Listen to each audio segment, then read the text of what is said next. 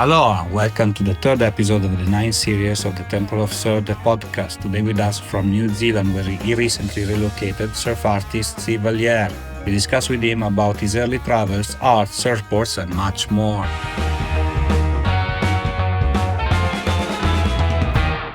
Hello, Mr. Steve. Okay, let's do it.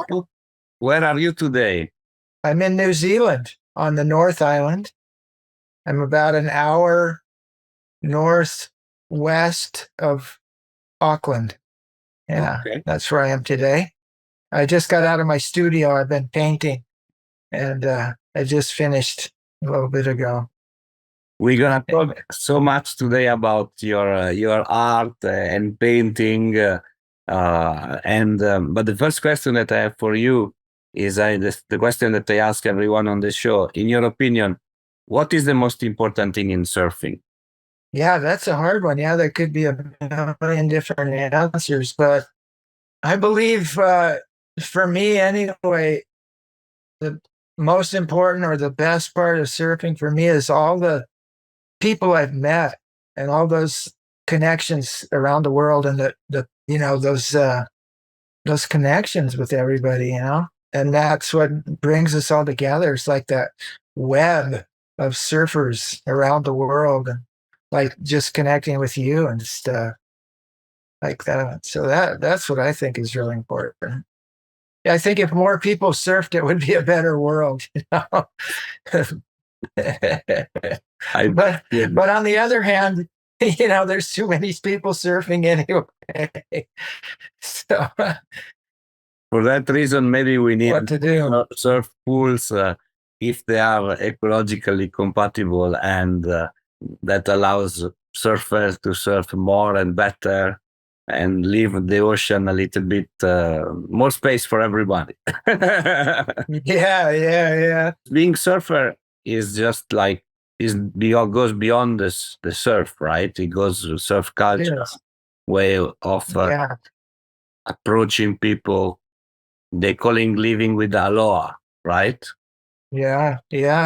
I believe that. I think that I don't know. I think most people I know that surf have a really different outlook on life and the world. And I feel I think there's more harmony, and generally speaking, I mean, it's not always that way for sure, but generally speaking, guys that surf or women that surf is just, they're more chill. Yes, definitely. I totally agree with you. And let's talk about you as a surfer. What was your first proper surfboard, if you remember, and if you still have? Yeah, no, I don't have it. It was, it was quite a while ago for sure.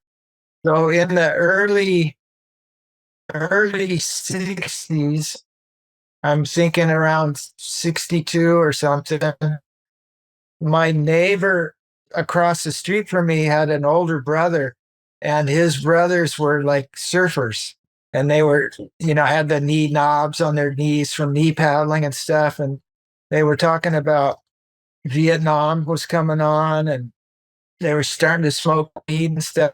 And I'd go sneak into my friend's older brother's room and listen to their stories.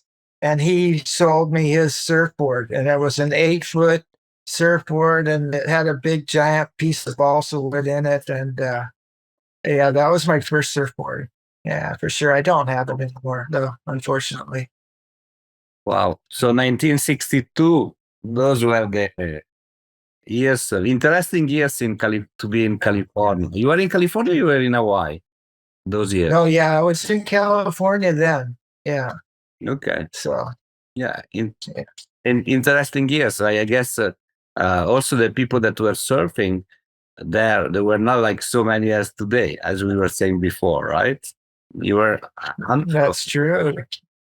Yeah, it was pretty open beaches, and I started learning in Huntington Beach, and there was this place they called Tin Can Beach, and it was like northern Huntington Beach, north of the pier, and it went all the way up to Seal Beach and into LA or Palos Verdes, and not Palos Verdes, but the harbor in LA and stuff, and that whole stretch of beach was open. There was hardly any surfers around those places. They all congregated around the pier mostly, or Malibu and Rincon, and those major spots were pretty crowded, but not the open beaches. Yeah, so that's where I learned. So Surfing empty waves, not bad. yeah, not bad. I wasn't a very good surfer at those points, but at that point in my life, but it was empty anyway. So at least I didn't hurt anybody. Yeah, exactly. That's important, while learning. But then you told me that you surfed like all over the world, and this concept of surfing empty waves that didn't only belong to California in 1960s. It went all over the world, so it kind of accompanied you in your surf adventure. So, what was the best wave of your life? Oh man, that's almost impossible to pick out, because every major surf spot that gets all the recognition in the world today, I've surfed, and I've surfed them a lot and empty. I was surfing Groningen before there was anybody there. I was one of the early guys to surf Uluwatu before anybody was there. We surfed it empty, totally empty. Wow. And I surfed Uluwatu giant solo surfing, and many places like that. And then a lot of places, even I was in Jeffreys Bay when there was not many guys around. There was a few Aussies, but we didn't have leg ropes yet, so we had to swim, and that camaraderie built on that. But anyway, to pick the best wave, one of my favorite spots is in Hawaii.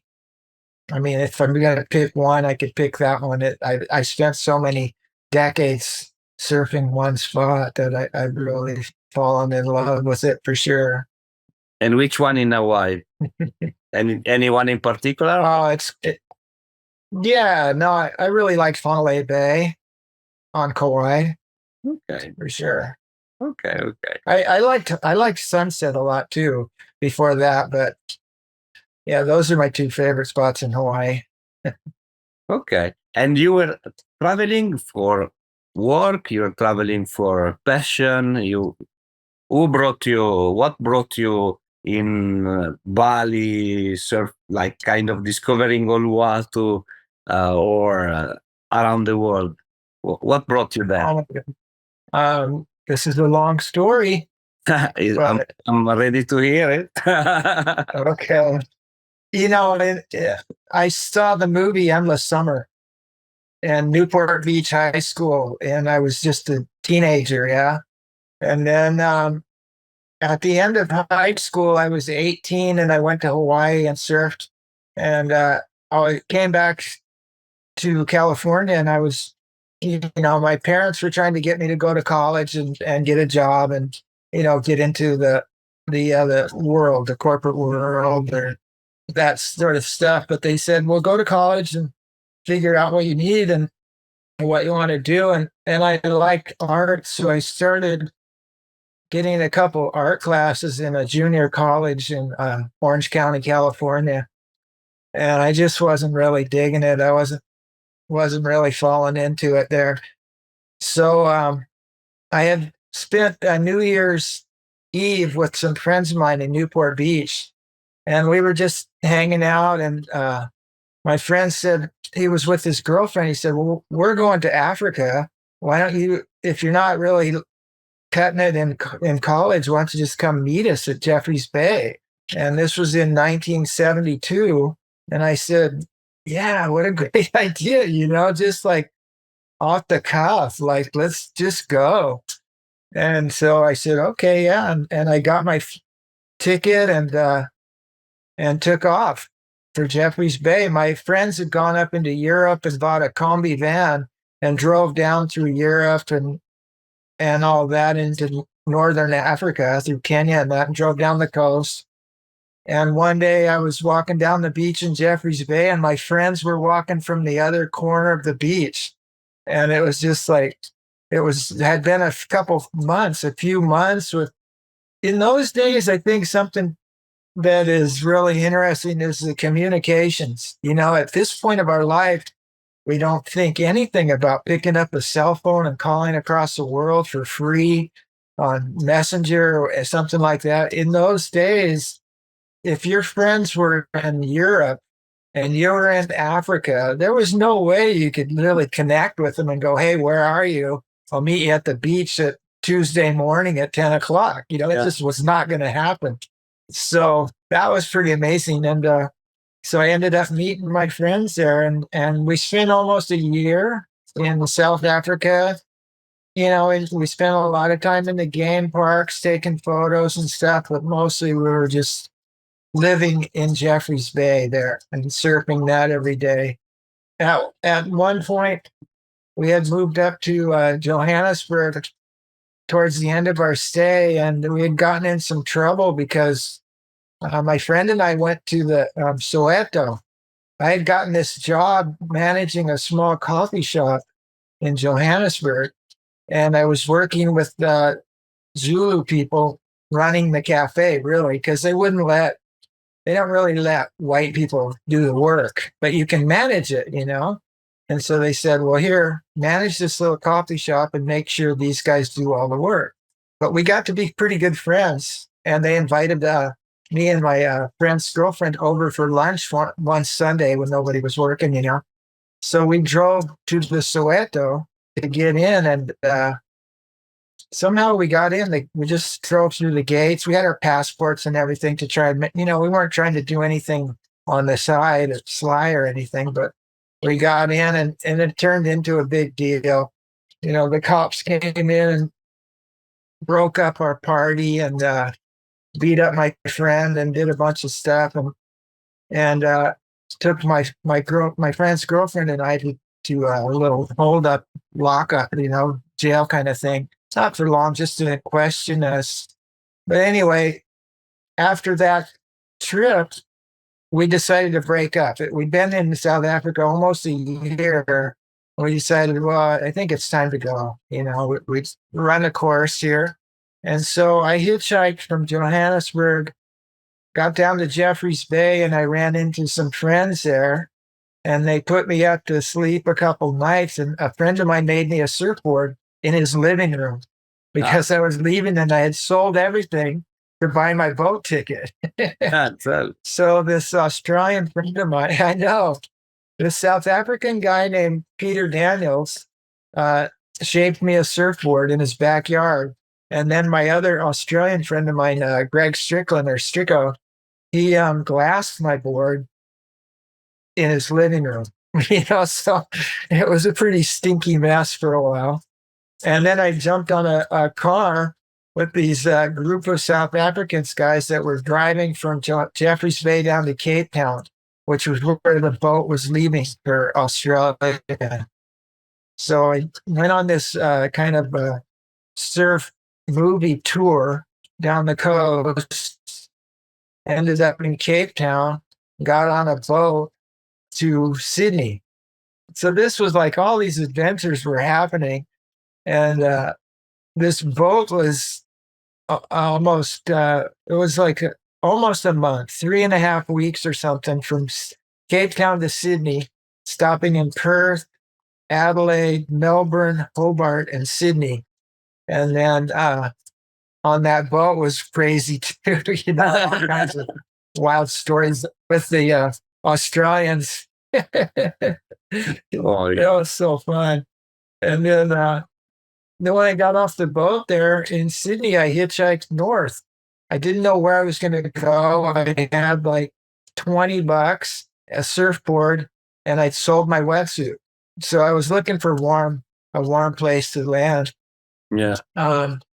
These kind of hippie guys coming up from Melbourne, they had like a 2-week vacation for their work in Melbourne. And they were going to drive up to this place called Noosa Heads. And so I jumped on, and they said, well, come to this place, Noosa. I was thinking I'll just go to the Gold Coast. I know it's warm and I'll probably be able to get a job. And these guys just talked me into going to Noosa and said, well, you'll probably get a job up here too. If you don't get a job, we'll take you back down to the Gold Coast on our way back down. So, yeah, it was pretty exciting. And then, so I jumped on that.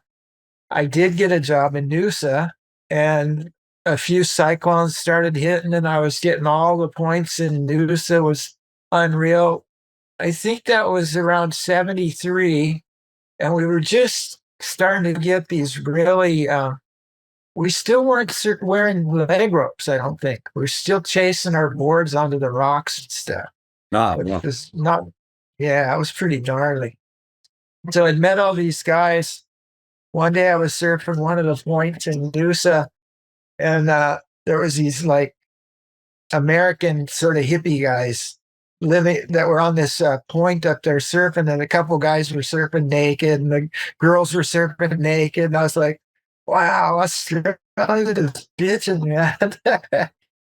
Oh, you're walking these little trails from the Boiling Pot National Park up to Granite Bay, through Teatree and Granite Bay, the third bay up. And there's wallabies running through the bush, and the kookaburras are they're doing their bird thing, and there's koala bears up in the gum tree. I was like, wow, Australia is so cool, man. I was like, I just turned 21, and the world was just amazing. Australia, all the things you ever thought about in Australia as a kid was happening. I just loved it. And so I surfed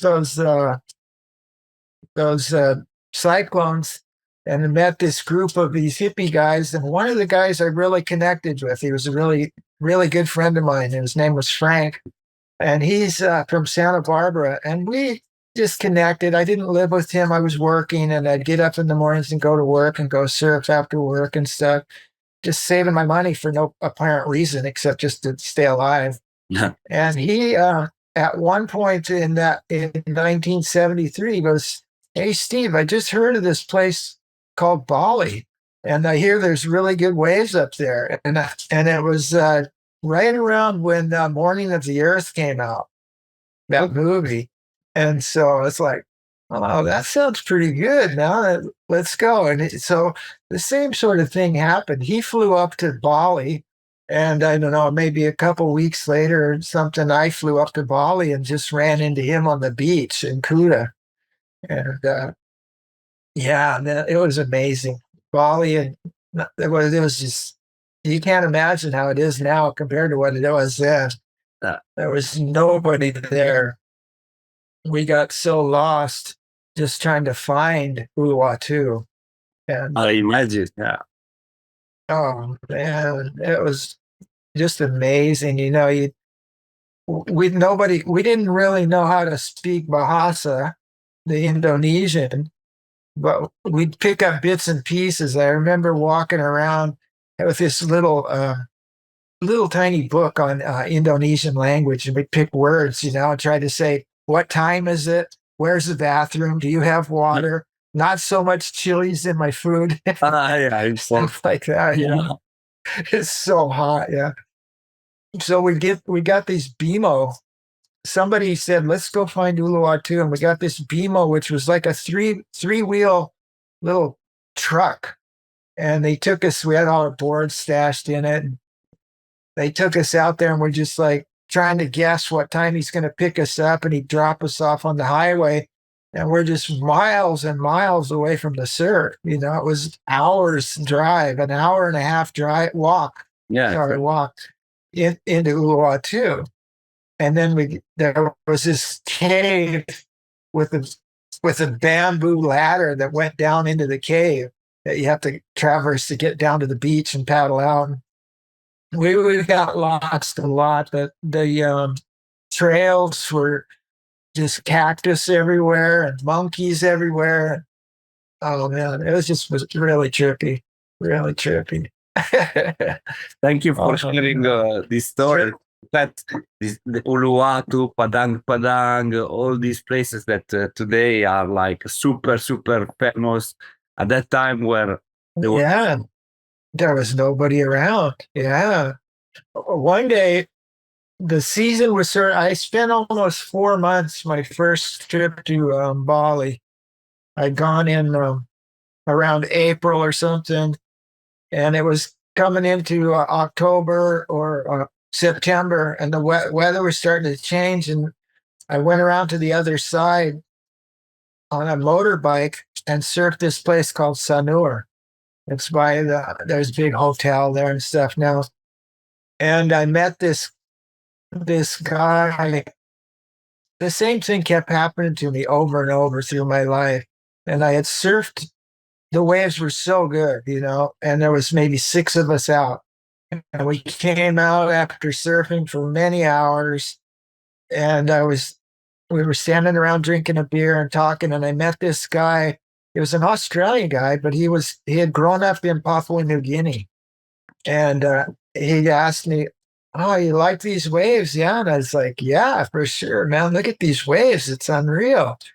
And he said, "Well, I know there's a wave just like this in New Guinea. If you want to come meet me in Port Moresby in a couple months and we'll sail up there." So it was on again, and so I went back up to Noosa and worked a little bit longer, saved some money. I flew up to Port Moresby, and we had an adventure sailing too, but we ended up getting up on the northeast coast of Papua New Guinea and living in these villages with New Guinea people and surfing these incredible waves. And I just kept going back there year after year after year during their surf season.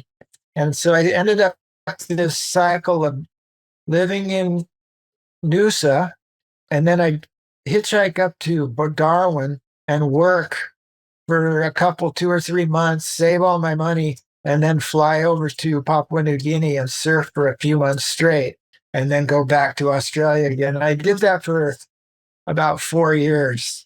wow. And yeah, pretty good life. At that time, there were no low cost like today, like I guess every time you were buying a plane ticket, it was quite expensive thing, Yeah, it was a big deal. And So you had to work a lot, save a lot to go. Yeah. And in Papua New Guinea, sort of in Bali too, really, in the early years, the Balinese people they didn't have the same, like now there's really super good surfers from Bali and Java and all those places. They grew up surfing it with the next generation. Maybe it's the same in New Guinea. I haven't been there yet, but that the Papua New Guinea people, they were just blown away. Like, what are you guys doing paddling out into those waves? And you're crazy, And they come and like touch your skin, and it's like, wow, look at these guys with white skin and going surfing and stuff. It was really wild times, really fun adventure. Yeah, because surf was not something like they could expect, right? So, and maybe you and other guys that were surfing gave them like like the idea of start to do the same, So Yeah, I wonder. I mean, I know there are some surfing camps and stuff in Papua New Guinea now, and some of the other islands, New Ireland and New Britain, Rabaul and Kavieng, and there's surf up there. There's camps up there, but I think that there's so much violence and stuff now on the main island that not many guys go there still. So I think there's a lot of empty surf still up there. yeah, And there's just a cyclone right now is it in Bougainville or something right now coming down into Australia. So there's probably good waves there today. Let's go. Let's go and surf. Yeah, right. But we started our conversation, and actually is a conversation that goes along with surfer, that all the waves are full, but in the world there are so many waves today that are yet not explored or known. The point is the accessibility of those waves. You know, I was watching a documentary on CNN. They do like mini documentary the other day about Angola, and Angola is a surf destination, and I was like, what? I never heard about it. And they were like these perfect waves, you know, like long lasting, whatever. So we still have, and China as well, you know, there are so many waves over there, you know, not a part of an island, but so many. So I guess, you know, there is still a time to be explorer in a different way. And of course, you did it in the 60s and the 70s. Maybe now in a more modern time and more technology, but still time to 100%. I agree 100%. You know, there's this Australian guy, I think he's from Byron Bay area, and his name's Torrin Martin. And was surfing up on that west coast of Africa and filming it. He's got all kinds of great movies on that through Angola, like you said. And yeah, you're right, man. There's so much surf around the world, but we all we go surfing together, and we go surf at this spot. And then the easiest spot is where we're going to go surf first, right? So, yeah. And it takes a lot to get out there in the world to go surfing. It takes a lot of effort. Yeah. Yeah, it's about the trip. It's about carrying surfboards. It's about also the surfboards getting broken by airlines is another topic. And Yeah. well, you know, it's like it's not just like taking a backpack and go. You know, it's all organized. That's right. And I think that goes back a little bit to your very first question to me. Is like, it's all these people that we meet along the way that really make the whole experience of your surfing so worthwhile. You know, it's just really, you know, for me, it's a real heartfelt experience. And it's the experience is not just riding the wave, but the experience to the beach, from the beach, back to the beach, and onward, you know, and all those people you meet along the way that make life so exciting and interesting, you know.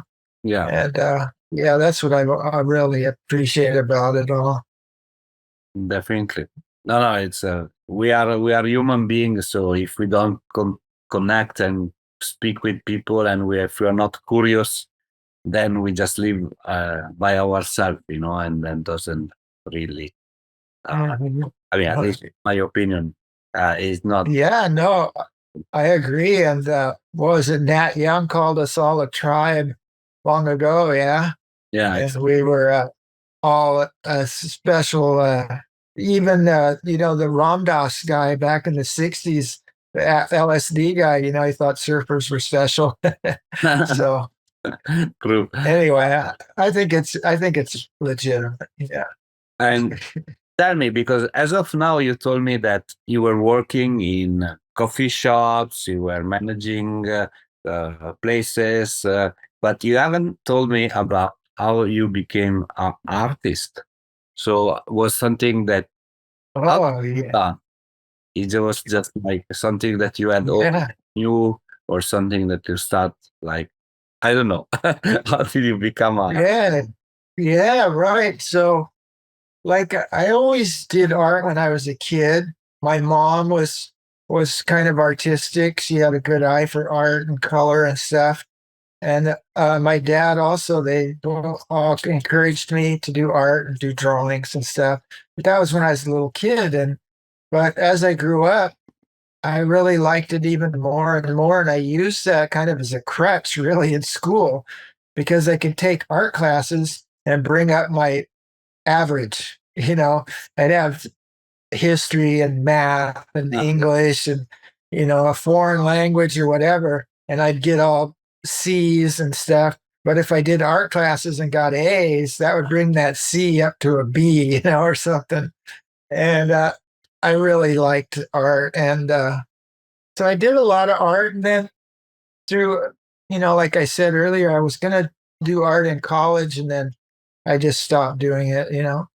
But I hadn't done art for quite a while, a few years. I mean, I've been doing sketches and drawings and stuff. I used to, when I was in Australia, when I was young, I was working for Clark Foam, blowing blanks and mixing the chemicals and blowing blanks, and started making surfboards with some friends of mine. And I would do the glassing. And so I could use my art in glassing. And I used to draw these little decals for each surfboard, had an individual ink drawing for the decal. And so I was just doing little stuff like that. And then when I moved back to Hawaii, back to the USA, I landed in Hawaii, and a few years there, I got married, and I was with my wife, and we were walking around on Maui, and Maui's the art center of Hawaii. I mean, Honolulu too, but Maui had a lot of really amazing artists. And I was just kind of cocky, but I told my wife one day, I was like, I could do that, I could do that, what they're doing. And she just looked at me and goes, well, if you can, do it and shut up. Well, one day, a friend of mine out of the blue sent me 3 small canvases.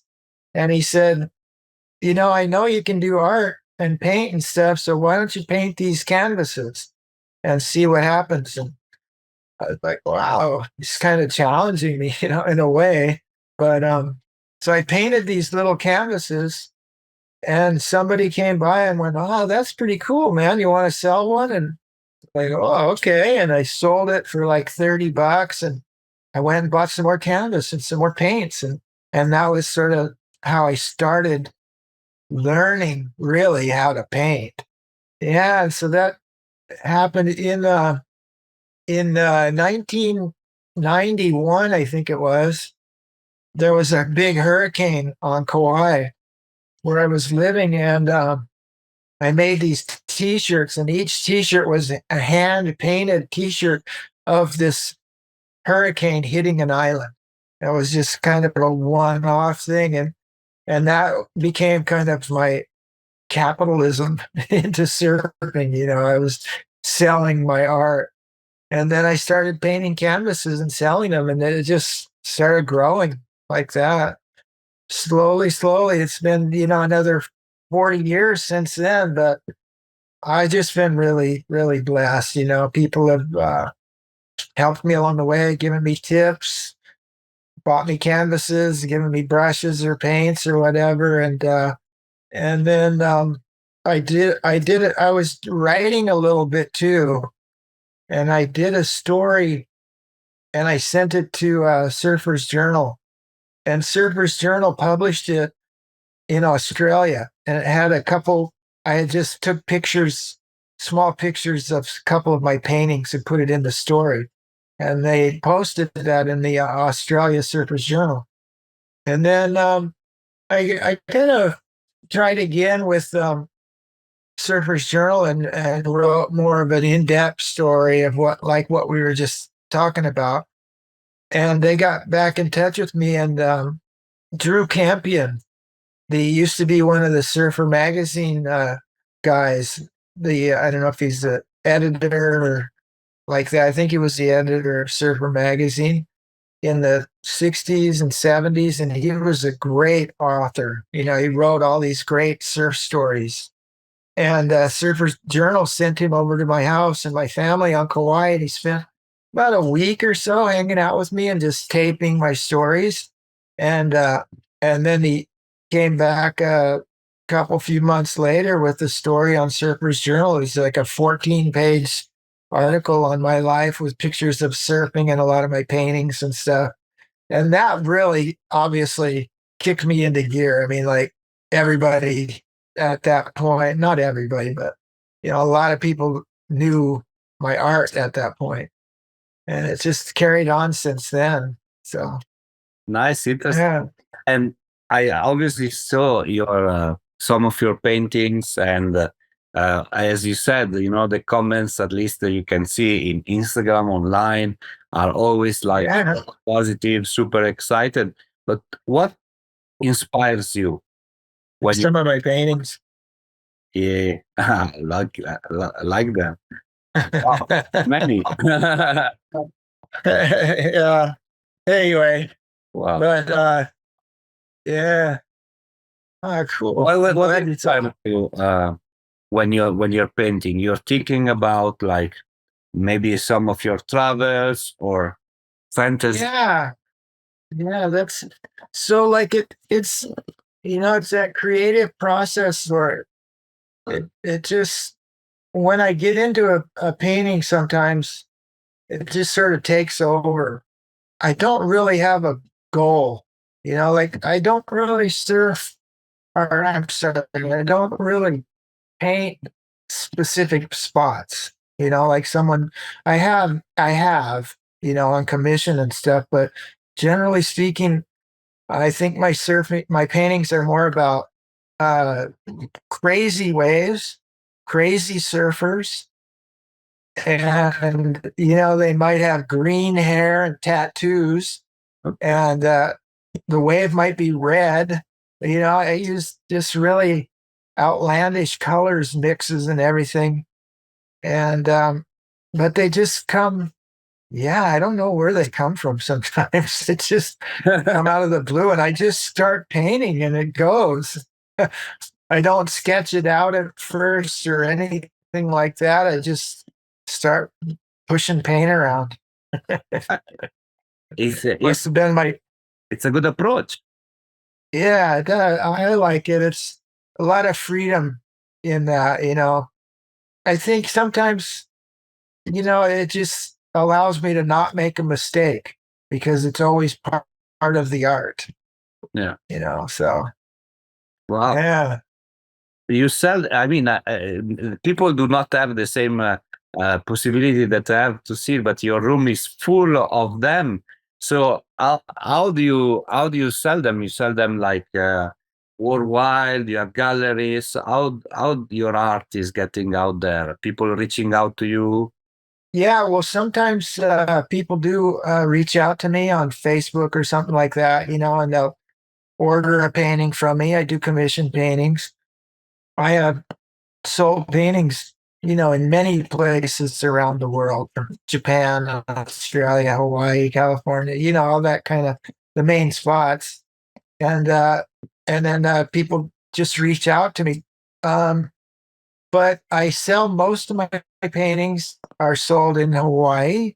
There's one gallery on Kauai, and that's the Aloha Images on the island of Kauai.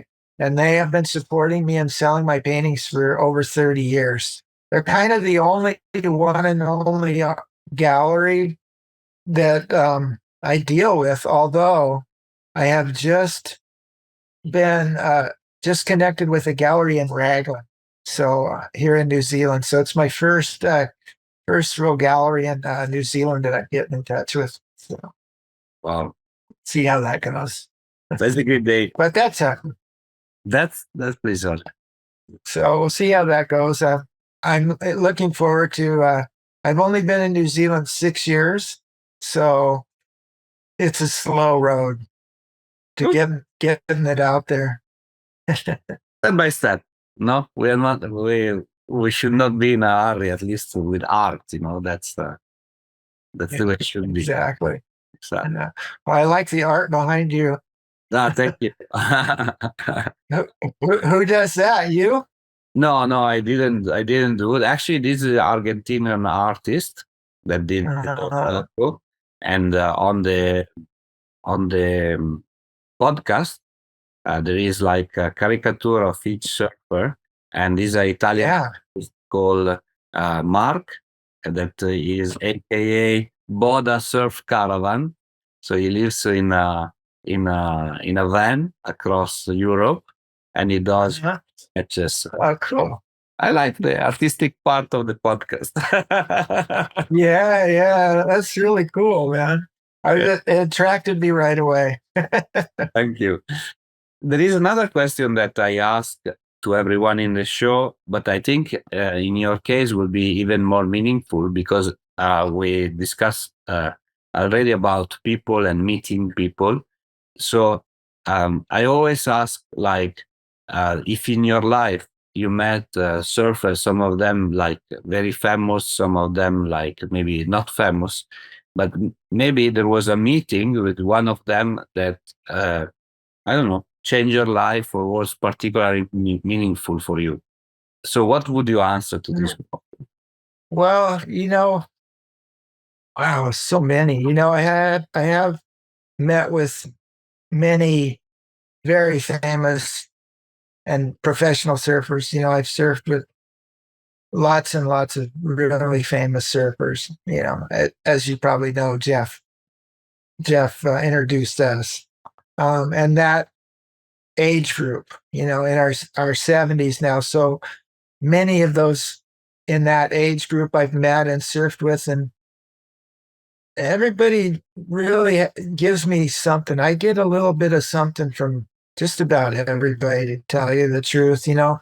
My my two kids are amazing surfers. My oldest son has been a professional surfer. My youngest son has surfed in a lot of amazing contests, and in that age group, I've surfed with Bruce and Andy and those guys, and Reef, and a lot of the Kauai professional surfers when they're young. So it all kind of rubs off on you a little bit of all that kind of keeps you younger.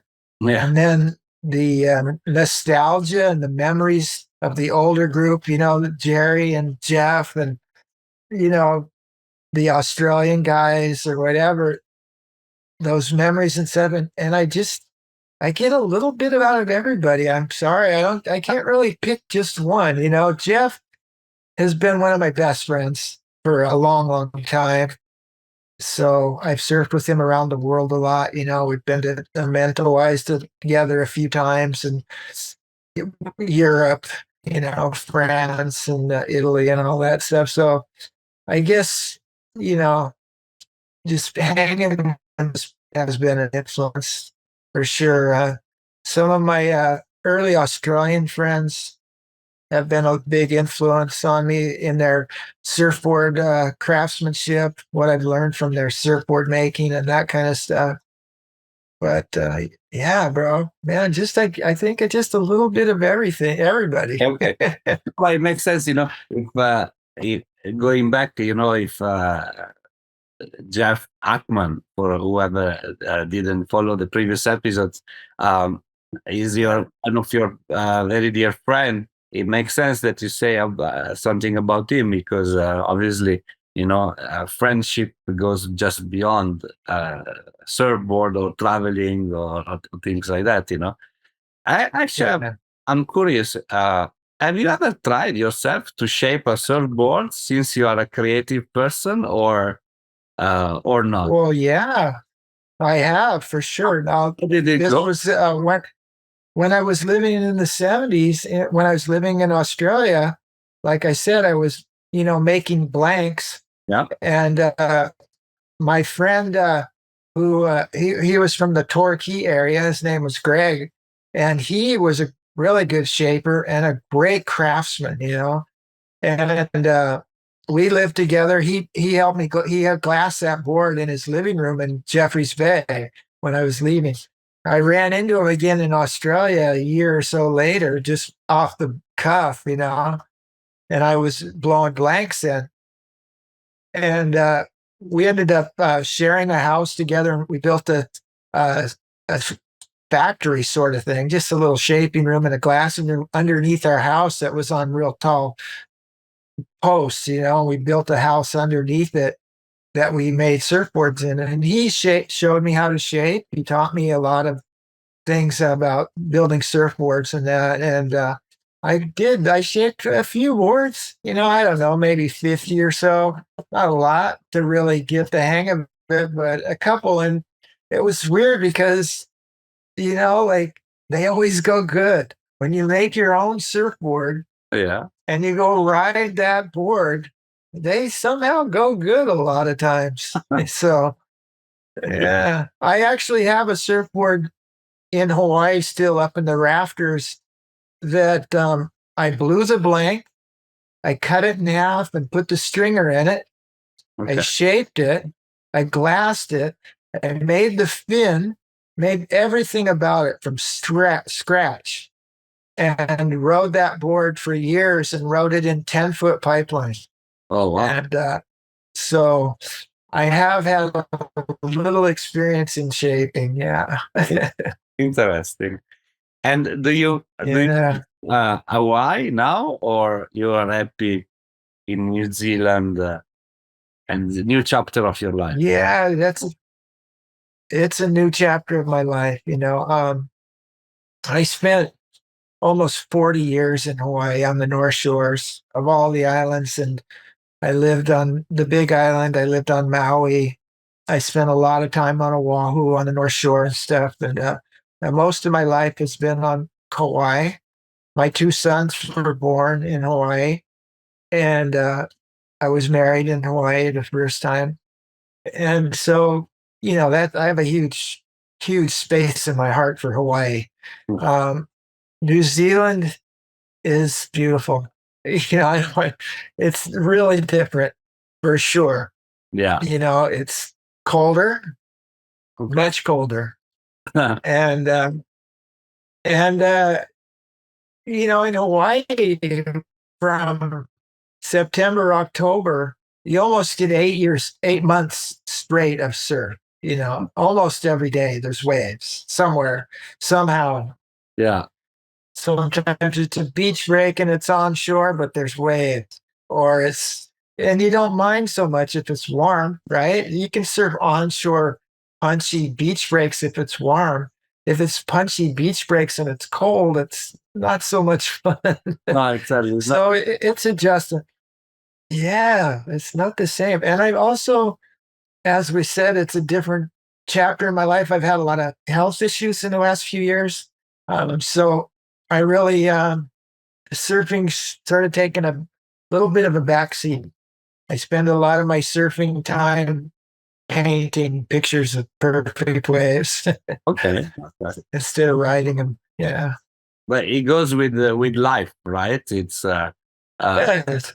I'm I'm sure while you're painting, you are visualizing yourself maybe surfing with the gray, no, Oh. not with the gray hair, with the green hair.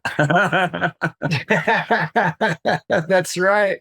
Oh man. Some of them have red, orange hair, green, blue, all kinds of crazy tattoos. Yeah, exactly. But yeah, it's just yeah, life goes on, right? I wish I was healthy enough to surf every day, but I'm having trouble sometimes. Of course, it's normal. Like when I interviewed Nat Young, I don't know if you listened to that episode, but Mm. he said that he's taking like maybe 5 waves per day, and that's Yeah. it. That's what he can surf because of the age, right? And he wishes that never stops, because he identifies obviously himself like a surfer, and he says, without that, I cannot picture, even imagine myself, right? So Yeah. I guess it's like with the age we have all to somehow deal with Mother Nature, right? In a different way, but what to do? It's it's life. That's true. It's life. God. So Yeah. please, He's such an influence on all of our worlds in surfing too. I always have a memory of a quick Nat Young story.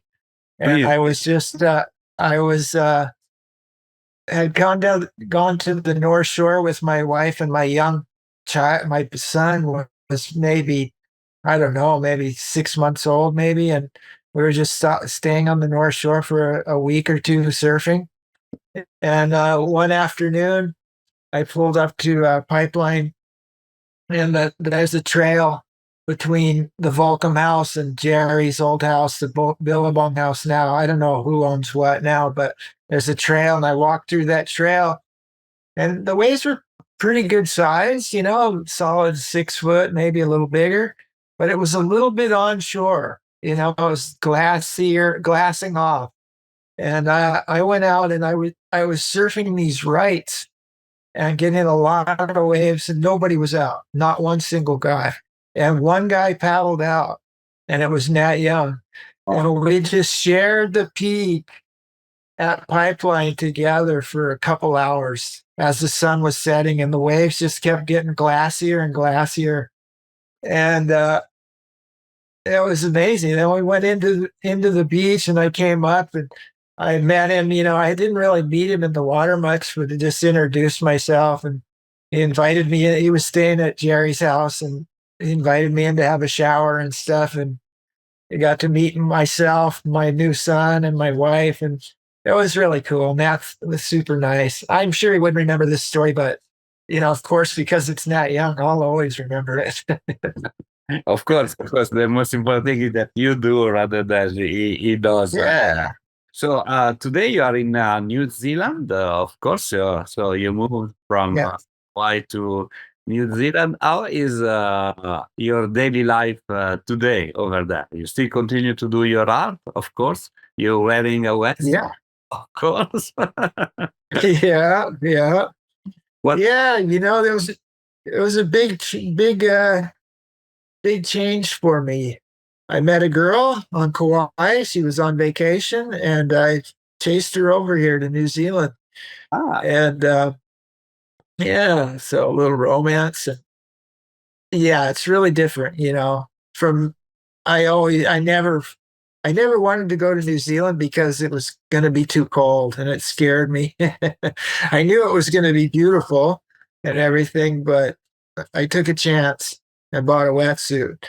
And yeah, so my life now is really, really different. I live kind of, it takes me about 40 minutes to get to the surf spot on the West Coast here. And I surf like Raglan a lot, and I surf a lot of different West Coast spots in New Zealand. And it's about an hour for me to drive to the East Coast. So there's a lot of really good waves on the East Coast too. So it depends on the wind and the swell direction. But the other thing is that I'm kind of like a farmer now. I live more landlocked. And so I've had horses, I've had goats, I've had sheep, I've had cows, peacocks, chickens, and I have a veggie garden. So it's really different. And then I have an art studio in the back here. And so it's a really, really different life for me. I'm kind of, like someone that used to be able to drive to perfect waves within minutes now is a farmer. But like I'm old, I'm getting older. So to be honest, it doesn't sort of bother me that much. I kind of dig it. I like growing the food that I eat. That feels really good. And planting fruit trees and stuff, which is a different kind of fruit. There's no pawpaws, bananas, no mangoes, no lychee. Not those tropical fruits that you like in Indonesia or Hawaii. But we got apples and pears and, different kind of cool weather fruits. Yeah. So, life's just really taking a turn. And I can't say that it's nice, I have to wear clothes during the day. You don't like run around with your shirt off and shorts anymore barefoot. You always got pants on and shoes and a shirt and a jacket usually, or a jumper. So it was quite a change for sure. For sure. People, again, it's just like the people I meet are so incredible. I just got to say this is like, before I came to New Zealand, my partner signed me up with a surf club, which is not like a thing too much in America. It is a little bit, but not like Australia and New Zealand. They have surf clubs everywhere. there's surf clubs in Burleigh or Kira or Currumbin or whatever, and the same is here on New Zealand. So she signed me up for a surf club, and without her knowing exactly the difference, she signed me up for a longboard club. I wasn't really a longboarder, but I kind of can longboard, or I tried to. But I just, I've had some health issues in the last few years. And anyway, my point really is, again, it's just all these guys I met. Just going to the surf club, I met the coolest Kiwi guys that were pointing me to this surf spot and that surf spot. And again, it just, they welcomed me and opened up a whole new world to me. Kiwi surfers. Amazing. Yeah. They welcome you, and they share this talk. So we're gonna finish our interview with a short Q&A session. So please answer the first thing that comes up to your mind. Okay? Sure. Best surfboard that you ever rode? The best one. I had this magic board in in Australia, sorry, in the 1970s with my friend that I'd met in South Africa. We made a little surf shop under our house where we lived in Queensland, in Noosa Heads. And so in those days, we were always like tinkering around with surfboard design. We'd sit around at night and have a cup of tea and think about how we can make this new modern surfboards. And my friend was a really good shaper, quite a really good craftsman, who was teaching me how to shape and teaching how to glass and stuff. But he was the guy. Anyway, he made this board that was so magic. And it was like a 6'6" or a 6'7" little round pintail with double concaves in the back and really deep concaves. And we were still riding single fins then. And we were always working on new fins. So we'd make these fins that were real rakey and really nice foils and beautiful fin. It was just one of the most magic surfboards I ever had, for sure. And I rode it to death until it was falling apart. Yeah, that was a magic board. Favorite shaper of all time? Wow, there's been so many. My friend there, Strico, is one of my favorite shapers. And the last, while I was living on Kauai, my friend Strico had stopped shaping as he got a little older, and he was ingesting so much dust, when he was young, it was harming his health. But I was getting boards from this guy named Terry Chung on Kauai. He was amazing. And another friend of mine, Rick Holt, he's a longtime shaper from California that lived on Kauai for a long time too. I think he came through the school through brewer shaping, taught him a lot about his shaping too. Okay. So those were kind of my two favorite shapers recently. Yeah. Personal question, your favorite song or kind of music? Oh, I'm old school, man. Freaking rock and roll. Yeah. I like reggae. I like some of the new rap and hip hop and stuff too, but I can't go wrong with Led Zeppelin or Rolling Stones, Santana. The 70s music, it just never gets old. You can turn on a radio anytime and listen to 70s rock and roll or blues. And I'm good with that. Totally agree with you. Your favorite spot? I spend so much time there that I would probably have to say Honolulu Bay on Kauai. There's a lot of surf there, but that was kind of my home. That was my home. Yeah, surfing Kauai.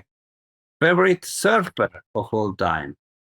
I think one guy that really, this will probably surprise everybody if they ever hear this, is that there was this guy in Australia named Rooster, Daryl Dell. He was just such a beautiful surfer to watch. He wasn't really, he's well known in Queensland, but around the world, I don't think that many guys know about him, but he's just an amazing surfer. When I first got to Australia one day, I was walking out to the points in Noosa, and I just saw this guy surfing, and it was so beautiful. I've never forgotten that day when I watched him, and I ended up being a friend with him and getting to surf with him a lot and seeing how he surfed. It always inspired me, you know. And also, being a surfer from the 70s and stuff, 60s and 70s, of course, Jeff Hackman, Reno Avalera, Terry Lopez, Billy Hamilton, Nat Young, Michael Peterson, all those guys have been the group I surfed around and watched. They always inspired me to surf. So that era are my favorites. Fantastic. Great names, of course, and personalities and persons. The last question is a little bit unusual. I would like to know your best relationship advice. My best relationship advice, one that I have failed at many times, is is you got to be honest. You got to be honest. You got to send love, peace, and love, and try to look from the other point of view, whether it's family or your girlfriend or your boyfriend or whatever. I think honesty, telling the truth, and just having an open mind that my view is not the only view and there's other ways to do it. But I think that the core of all that messaging is just being honest and truthful. Yeah. And again, I failed many times. Maybe that's how I know. Okay, out of experience. Fantastic. Thank you, Steve, for being on the show with me today. I look forward to talk to you very soon.